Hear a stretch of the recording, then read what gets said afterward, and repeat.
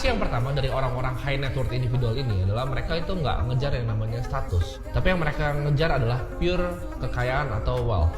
Nah di sini ada dua perbedaan yang sangat signifikan antara status dan juga kekayaan. Status adalah sebuah permainan yang manusia suka mainin dari awal, ya kan? Siapa yang berkuasa lah, kepala desanya siapa. Status itu game paling lama dalam sejarah manusia. Jadi dari awal yang muncul manusia ada prostitusi, ada perjudian, dan juga ada game status ini. Politik itu adalah contoh dari game status. Jadi kalau kita ngelihat ya di politik itu nggak semua orang bisa selalu di atas. Tapi itu ada eranya. Bahkan presiden pun ada eranya. Ya. Presiden yang dulu dipampang di sekolah kita itu setiap kali ada gambar Pancasila dan mukanya, sekarang ada yang udah nggak ada lagi. Gitu. Politik itu terus berganti. Ya. Jadi status itu berganti dan status adalah zero sum game. Jadi untuk seorang bisa naik harus ada orang yang tarik lagi. Nah beberapa game status itu orang banyak yang nggak sadar mereka terperangkap di game status. Bahkan biasanya orang-orang yang ngomong seperti ini, orang yang punya uang itu adalah orang jahat, ya. Gue hidup nggak butuh uang kok, gue hidup udah sangat bahagia nggak butuh uang. Itu sebenarnya game status untuk ngomong bahwa gue lebih baik dibanding lu. Ya, jadi sadar sini itu game status. Orang yang main game status itu suka banget narikin orang turun. Jadi orang bilang ini teranglah dia, ini orang tua kaya, ini begini. Itu dia main game status. Artinya gue nggak bisa seperti lu, ya udah gue lebih baik dari lu gitu. Itulah game status. Dan dia akan coba serang semua orang.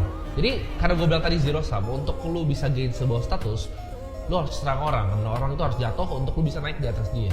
Jadi caranya macam-macam. Dengan bilang uangnya dia bikin haram lah, dia inilah itu game status semuanya. Nah rahasia dari orang-orang kaya ini adalah mereka nggak peduli dengan game-game status ini. Yang mereka peduli adalah game kekayaan. Dimana kekayaan itu adalah positive sum, bukan zero sum. Jadi lu nggak harus narik orang turun, tapi yang lu lakukan adalah apa? Lu ciptakan sebuah value di masyarakat. Lu ciptakan sebuah value, ya, lalu masyarakat akan kasih IOU-nya. Karena lu udah berbuat sesuatu ke mereka reward lu berupa uang. Jadi itu yang banyak orang nggak bisa telan, yaitu bikin uang adalah sebuah skill. Making money is a skill. Ya. Karena gini, gue sempat baca blog salah satu orang nih ya. Kalau misalnya emang pinter kenapa nggak kaya? Asalnya banyak gitu. Tapi ada di situ tulis hoki. Menurut gue konyol gitu. Kalau misalnya ada alternate universe ya, dunia ini bisa dibagi 100, gue mau jadi kaya di 100-100-nya.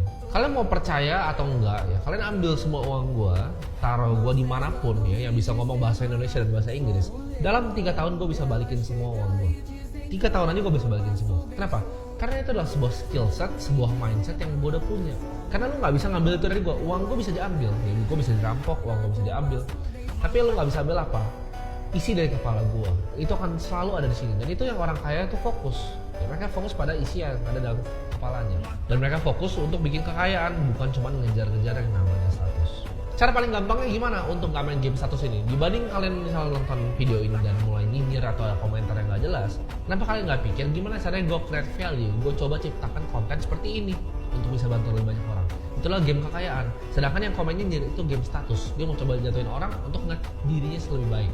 Dan kalau misalnya opini dia nggak benar nih sama masyarakat nih, yang dapat apa? Social prizes. Jadi kalau kalian main game yang bodoh, kalian akan dapat reward yang bodoh juga.